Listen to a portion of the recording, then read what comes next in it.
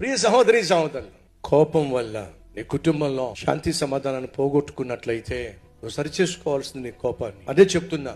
కుటుంబం పట్ల నీకు విలువ, కుటుంబం పట్ల నీకు బాధ్యత కలిగి ఉన్నట్లయితే ఈ రోజు నీ కుటుంబంలో ఏది కావాలని కోరుతున్నావు? అమ్మ, మీరేం కోరుకుంటున్నారు? మా ఇంట్లో ప్రేమ ఉండాలి బ్రదర్, మా ఇంట్లో సమాధానం ఉండాలి బ్రదర్, మా ఇంట్లో సఖ్యత ఉండాలి బ్రదర్, మా ఇంట్లో ఆత్మీయత ఉండాలి బ్రదర్. సహోదరులు, ఏం కోరుకుంటున్నాను?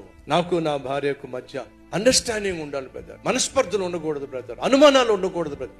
ఏమైతే నువ్వు కోరుకుంటున్నావో అది నీ ఇంట్లో లేదు అంటే పోయింది.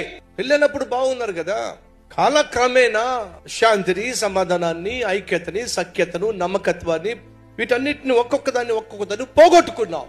ఎందుకంటే నీ బుద్ధులు బయటపడి, లేదంటే నీ బతుకు బయటపడింది, లేక నీ బ్రతుకు బయటపడింది. కాబట్టి నువ్వు ఎంతగా చెడిపోయావు, ఎంతగా పాడైపోయావు, ఒకళ్ళకొకళ్ళు తెలిసిపోయింది. కాబట్టి ప్రేమలు పోయినాయి, ఆప్యాయతలు పోయినాయి, అరుణాగాలు పోయినాయి, ఆత్మీయత పోయింది.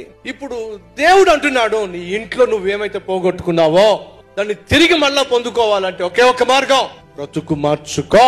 ఆ బ్రతుకును మార్చగలిగింది ఏమిటి?